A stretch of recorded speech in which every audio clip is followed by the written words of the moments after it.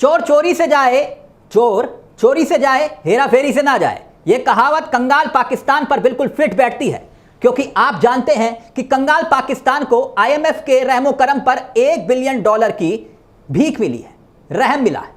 वैसे पाकिस्तान को समझ में नहीं आ रहा कि दौलत जो मिली है, जो भीख मांगने पर मिली है, वो करे तो करे क्या, क्योंकि दौलत भीख मांगने पर तो मिल जाती है मगर इज्जत तो कमानी पड़ती है। पाकिस्तान को शायद ये बात कभी समझ में नहीं आएगी, क्योंकि पाकिस्तान की भीख मांगने की आदत पुरानी है। पाकिस्तान की ये वो हकीकत है कि घर में अभी नहीं है दाने और अम्मा चली बुनाने। अब देखिए ना, रोज रोज अपनी शेख चिल्ली की तरह शेखी हारने वाले पाकिस्तान आईएमएफ के रहमो करम पर $1 बिलियन की मदद ले आया। आप इसे भीख कहिए या मदद कहिए, कुछ भी कहिए, रहमो करम पर $1 बिलियन मिल गया। लेकिन उसके बाद भी पाकिस्तान टेंशन में है। अब आप कहेंगे वो टेंशन में क्यों है? वो टेंशन में इसलिए है क्योंकि उसे समझ में नहीं आ रहा जो उसे भीख में पैसे मिले हैं वो उन पैसों का करे क्या। सेना के लिए गोला बारूद खरीदे या फिर अपनी भूख, आवाम की जो भूख है उसे पेट भरने के लिए, उसके पेट भरने के लिए दाल चावल और आटा खरीदे। और ऊपर से कोड़ में खाज ये हो गई कि जो सामान उसने चाइना से खरीदा था भारत से युद्ध लड़ने के लिए, वो निकल गया फुस बम। और चाइनीज माल है, आप समझते हैं, और चाइनीज माल का हुआ यही।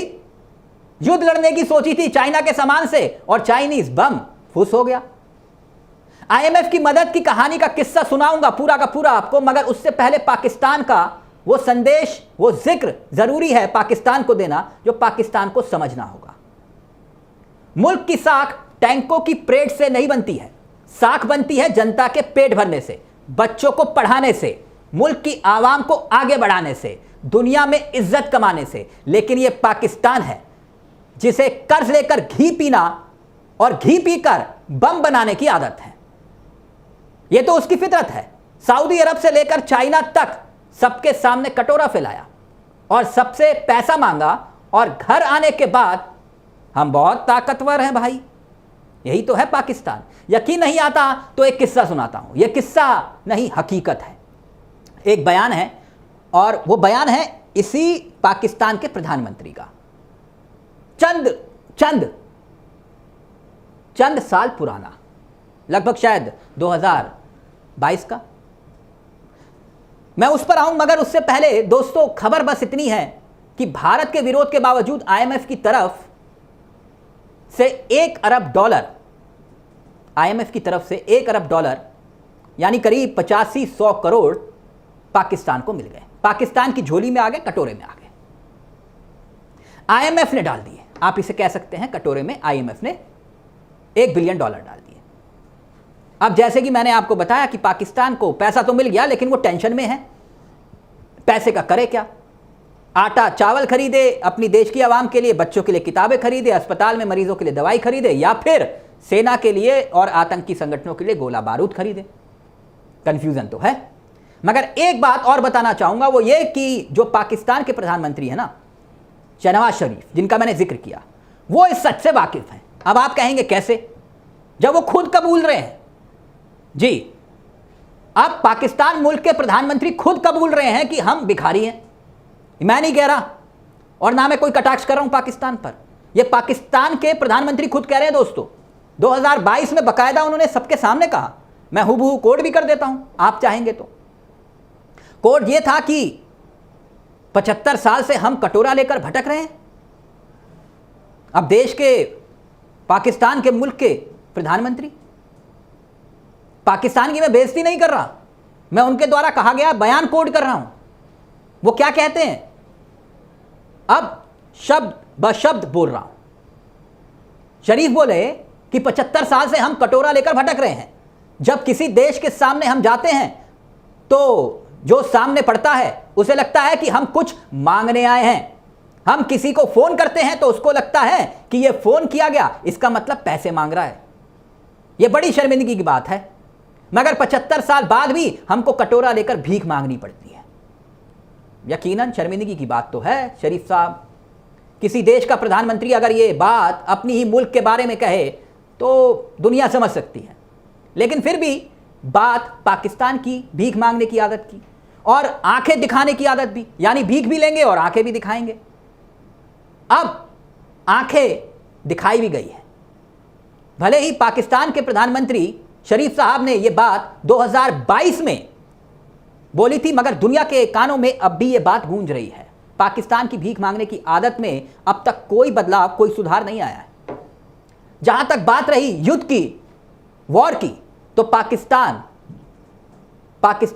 वो खाली ढोल है जो बजता नहीं है।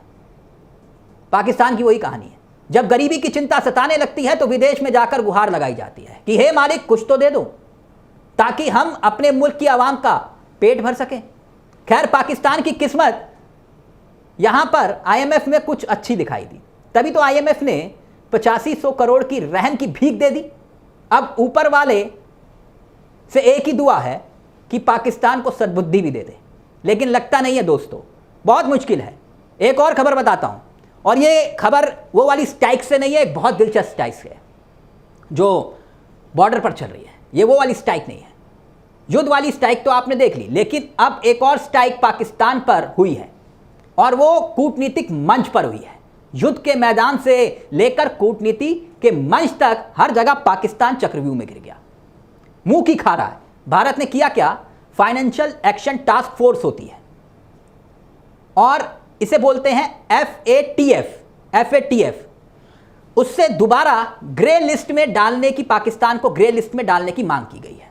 ग्रे लिस्ट में पाकिस्तान का नाम जुड़ने का मतलब यह होगा दोस्तों कि दुनिया की नजरों में पाकिस्तान नाकाम मुल्क का उसे तमका मिल जाएगा। वैसे उसके पास ये तमका है, सब जानते हैं, लेकिन एक कहते हैं ना ऑफिशियल डिग्री मिलना कि भैया आप जो है नाकाबिल हो, ये लो डिग्री।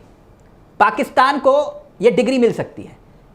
भारत का तर्क बिल्कुल साफ है, पाकिस्तान को जो मदद मिलती है, अंतर्राष्ट्रीय मदद मिलती है, वो आतंकवाद को पालने पोसने के लिए उस मदद का इस्तेमाल करता है, इसलिए इस लिस्ट में इसे डाला जाए। मगर पाकिस्तान करे तो करे क्या? अब जब बोए पेड़ बबूल का तो आम कहां से हुई? आपने अपने मुल्क में जब आतंकवाद को बोया तो आपको अमन शांति नहीं मिल पाएगी।